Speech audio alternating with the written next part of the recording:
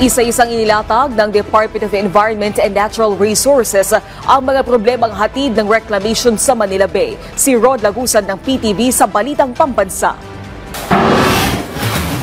Hindi naka-integrate o kasama sa mga flood management ng mga LGU ang karamihan sa mga isinumating development plan para sa reclamation sa Manila Bay. Ito ang sinabi ni Environment and Natural Resources Secretary Maria Antonia Yulo-Loizaga kasunod ng isinagawang cumulative impact assessment sa reclamation ng Manila Bay. Ayon sa kalihim nitong Disyembre nang makapagsumite ang UP Marine Science Institute, kasunod nito ay naisumite na rin na may kinalaman sa sektor ng pangingisda. Patuloy anya ang kanilang ginagawang evaluation sa buong pag-aaral.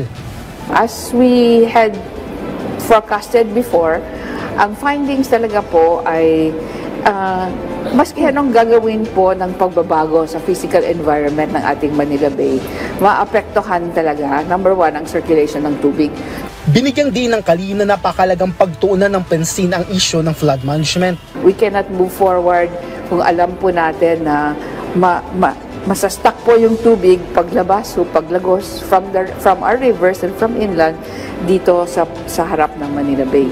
Mahalaga rin anya na kinukonsidera ang traffic management kung saan partikular na ikokonekta ang reclamation sa lugar.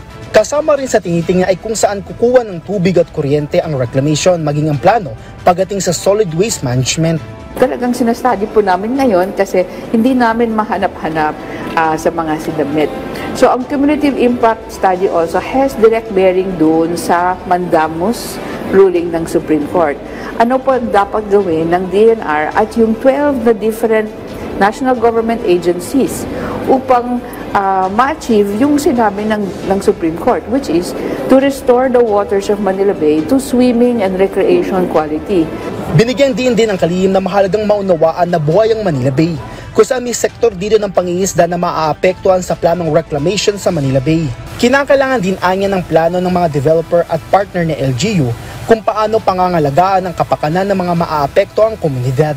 Mula sa PTV Manila, Rod Lagusad, Balitang Pambansa.